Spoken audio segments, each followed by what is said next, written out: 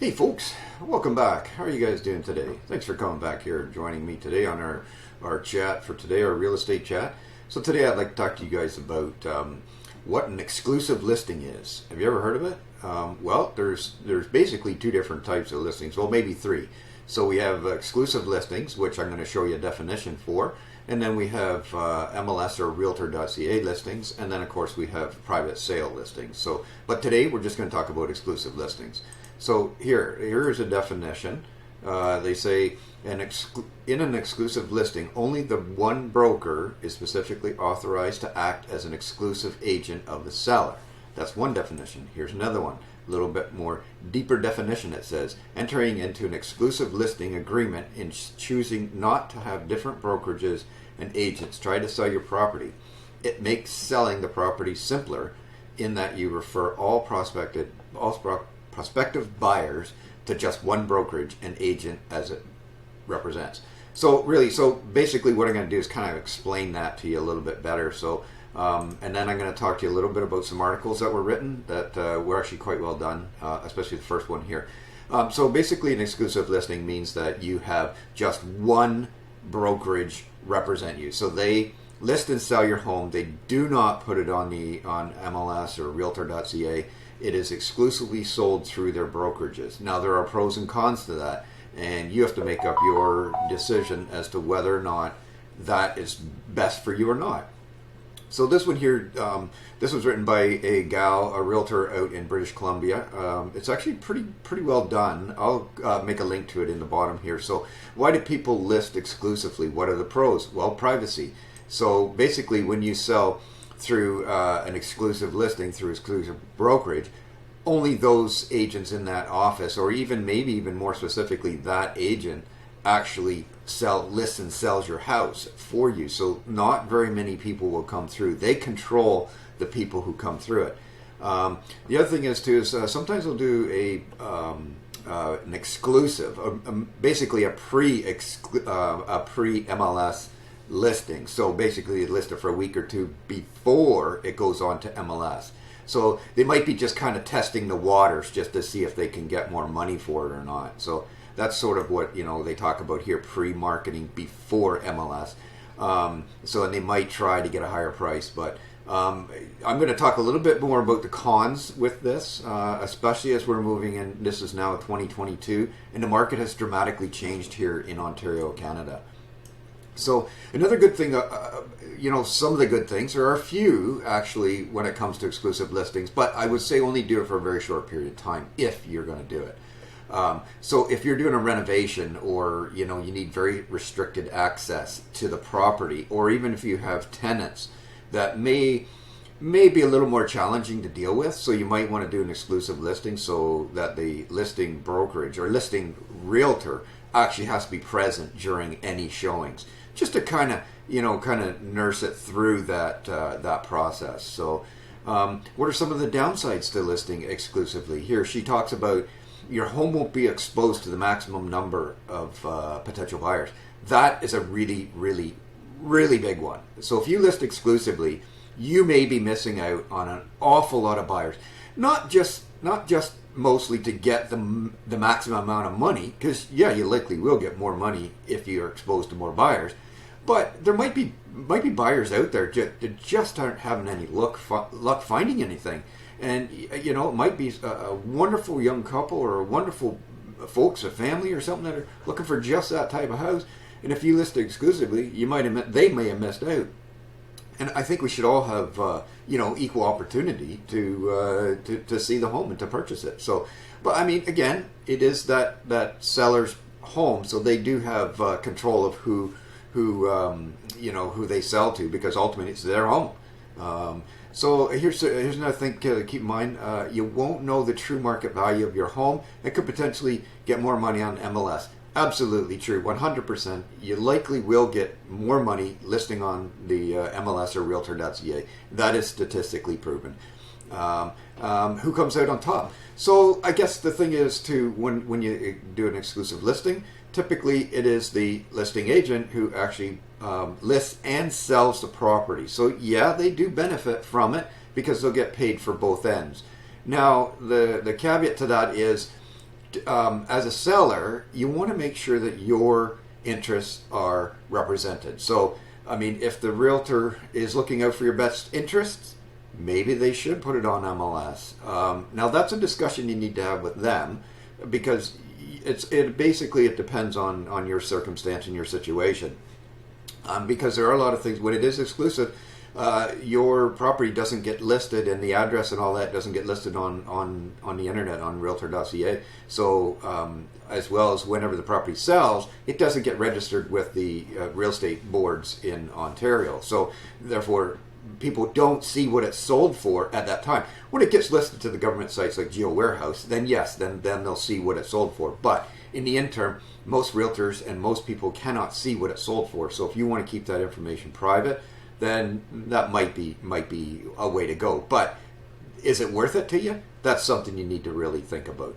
So a couple of questions you need to ask before you list exclusively. How do you want your home marketed? I mean, yeah, you want that privacy, and you don't want anybody, you want very few people seeing it? Absolutely. Exclusive listing is for you. And, go one step better. Don't even exclusive list it. List it privately. Sell it yourself. Then you don't have to worry about anybody seeing it. You might not get any showings, especially now with the interest rates are climbing and the market is dramatically changing. They're sort of coming out of that pandemonia where everybody was, everybody and their neighbor was buying a house and bidding and overpaying on them. So that, that's sort of over now. So we're getting back into a normal market. So are you okay with the limited amount of buyers? We kind of talked about it. Does your realtor have a large network of buyers and realtors? So yeah, okay, if you do list exclusively within the brokerage, as soon as you list a property, any realtor who's in organized real estate or works for a brokerage, all listings belong to that brokerage. They don't belong to that realtor. So any broker or salesperson within that brokerage can actually sell that property, because it is the brokerage's listing, not the realtor's, because it is the brokerage owns the listing. Check your paperwork. It says right in there, clear as day, it belongs to the brokerage. It just says that the realtor is working on behalf of the brokerage and they can do all the signing for them. So another good article here is pros and cons of an off-market listing. That's another term for exclusive listing. So it talks about what's an off-market listing. What about the private networks? So some realtors will have a huge private network. Some brokerages, you might have a brokerage that works with a dozen agents or 5 agents or a couple of dozen or whatever. But if the agent works for something like Royal LePage or Remax or Century 21 or something, they might have a much bigger network of realtors that work for them. So you might have a better chance. You might get a bit more exposure. But then again, if you're listing exclusively, I think you probably want less exposure. You want less people coming through your home. So, that's pretty much the purpose of an exclusive listing. Off-market listings, again, preserving privacy, yes. Testing the market, yes. You might be trying to get more money. But the problem is, if you're testing the market and trying to get more money, why wouldn't you put it on Realtor.ca? That just makes more sense. Technology, yeah, because when you put it on MLS, technology goes a long way. Realtor.ca or MLS.ca, which is, I think it's American. I'm not American, so I'm not really up on their real estate market down there. Just here in Canada and Ontario, how buyers can deal with off-market listings. It can be very difficult for buyers to find off-market listings or exclusive listings. So, and then here's another one. 4 questions sellers should ask about an exclusive listing. So these are some good questions here. So how's an exclusive listing different than a regular listing? Regular listing being MLS listing or Realtor.ca here in Canada, Ontario. So there is a big difference. Yeah, you get a lot less exposure, and statistically, when you're not on MLS, you get less money for your home. Is my home a good candidate for exclusive listings? Yeah, like we talked about a little bit earlier about how, maybe you're doing a major renovation, you don't want a lot of people through, or maybe you have tenants in the property and you want to be very, very careful with that. Or maybe you just don't want your information out on the internet. Maybe you don't want your selling price to be out there, or even your listing price. But let's face it, if you're selling your home, I think you probably want that out there so that you can get as much money as you possibly can, but being fair to the buyer. Always consider looking from the other side, because if you're a buyer, you want to be treated fair as well. Will I get less for my home? Yes, statistically, you will get less money for it. But doesn't mean 100% you will, but statistically you would. How does my agent benefit from an exclusive listing? Yep, your realtor can benefit from that. The chances are they'll double end it. At least a brokerage will double end it. That has to be all disclosed in an offer. Every realtor in Ontario has to disclose how the property is being sold, whether it's multiple representation. And that even means anybody within that brokerage that becomes multiple representation. So that has to be disclosed. Doesn't matter if it's the same realtor. It means the same brokerage. So anybody within that brokerage, because remember, as I said earlier, the listings belong to the brokerage, not the real estate agent or broker that took the listing and his name is on it. It's actually the brokerages. So that becomes multiple representation. I think it's called dual representation in the United States, but up here in Canada it's called multiple representation. And there are certain rules that follow with that, but that's for another time. And sort of cap it all off, be an informed seller. Make sure you know the pros and cons of it. Don't just jump on the bandwagon and say, the realtor might come along and say, but if you exclusively list with us, we'll get her sold in no time. Well, that may well be. They may have a buyer sitting there waiting. Yes, in the past I have done that. I have, a seller said, I really want to sell my property, I want to get rid of it, and I want to do it as quick as possible, but get fair market value. And I'm like, yeah, okay, I got a buyer sitting on the sideline here. Let's get them in, and if you guys are happy, that's all that matters. But at the same time, by putting it on MLS, chances are you will get more money. Not always, but chances are.